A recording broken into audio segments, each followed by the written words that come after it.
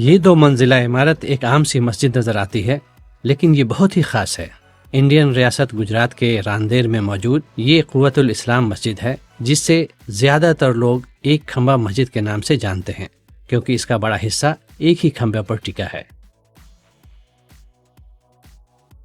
مسجد میں 4 کی جگہ 3 میناریں ہی ہیں، جو کہ 50 فیٹ بلند ہیں۔ کوئی 125 سال سے بھی زیادہ پرانی یہ مسجد اپنی خوبصورتی، کاریگری اور منفرد طرز تعمیر کی وجہ سے مشہور ہے۔ بتایا جاتا ہے کہ 1850 میں راندیر کے کچھ شہریوں نے ایک پارسی خاندان سے 5000 روپے میں مسجد کے لیے زمین خریدی اور پھر مسجد کی تعمیر کا کام شروع ہوا۔ 1920 میں راندیر کے معروف تاجروں نے مسجد کے ریسٹوریشن کا منصوبہ بنایا، لیکن اس کے طرز تعمیر کو برقرار رکھا۔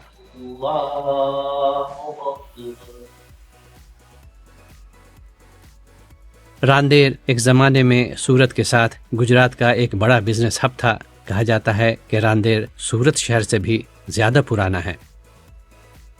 یہ مسجد نہ صرف ایک مذہبی مقام ہے، بلکہ مضبوط تاریخی اور تجارتی وراثت کی علامت بھی ہے۔ ایک کھمبا مسجد کو بنانے میں لائم اسٹون، لکڑی، پتھر، ماربل اور لوہے کا استعمال ہوا ہے۔ مسجد کا ممبر بھی اپنی نقاشی کی وجہ سے قابل دید ہے۔ ایک کھمبا مسجد کی ایک اور خاص بات اس کے بیسمنٹ میں پانی کو اسٹور کرنے کے لیے بنائے گئے ٹینکس ہیں۔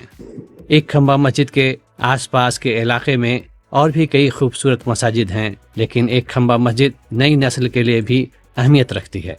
کہتے ہیں کہ 125 سال پہلے اس پر کوئی 50-60 ہزار روپے کا خرچ آیا تھا، لیکن اب اس طرح کی عمارت کی تعمیر کسی خواب سے کم نہیں۔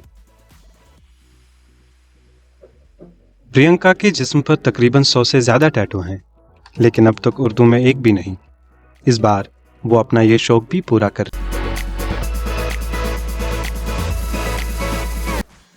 کچھ لوگ اردو میں ٹیٹو اس لیے بھی بنواتے ہیں کیونکہ زیادہ تر لوگ اس زبان کو پڑھ نہیں سکتے، جیسے کئی نوجوان اپنے بوائے فرینڈ اور گرل فرینڈ کے نام لکھواتے ہیں۔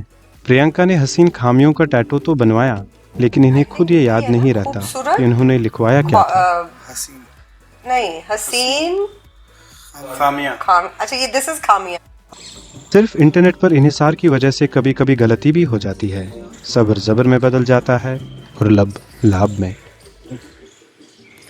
انہوں نے بول کے لب آزاد ہے تیرے یہ لکھوانا چاہا ہے، لیکن اس میں بول اور آزاد درست ہے، باقی سب غلط ہے۔